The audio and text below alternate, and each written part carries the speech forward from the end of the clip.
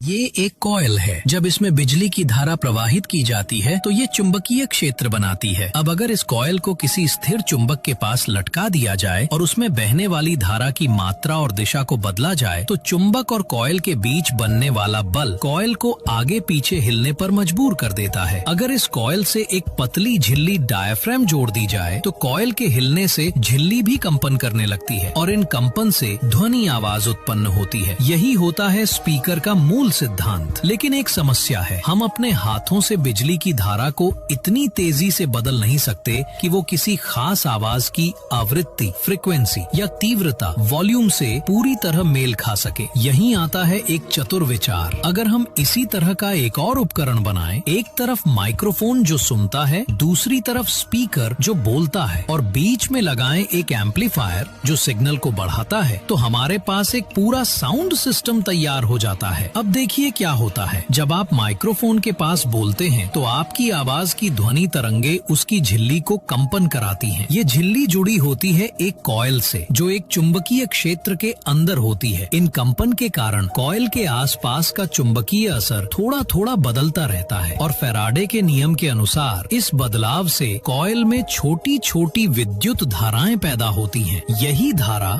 आपकी आवाज का विद्युत रूप इलेक्ट्रिकल सिग्नल होती है। ये सिग्नल एम्पलीफायर में जाता है जहां ये कई गुना बढ़ाया जाता है और फिर भेजा जाता है स्पीकर को। स्पीकर की कॉइल भी चुंबकीय क्षेत्र में होती है। जब उसे ये विद्युत सिग्नल मिलता है तो वो उसी हिसाब से आगे पीछे हिलती है और झिल्ली को कंपित करती है। इससे वही ध्वनि तरंगे दोबारा बनती हैं जो आपने माइक्रोफोन के पास बोली थी और इस तरह आपकी आवाज बिजली के जरिए चलकर स्पीकर से फिर से सुनाई देती है। और इस तरीके से अब आपने न केवल स्पीकर का सिद्धांत समझ लिया बल्कि माइक्रोफोन और पूरा ऑडियो सिस्टम कैसे काम करता है ये भी जान लिया।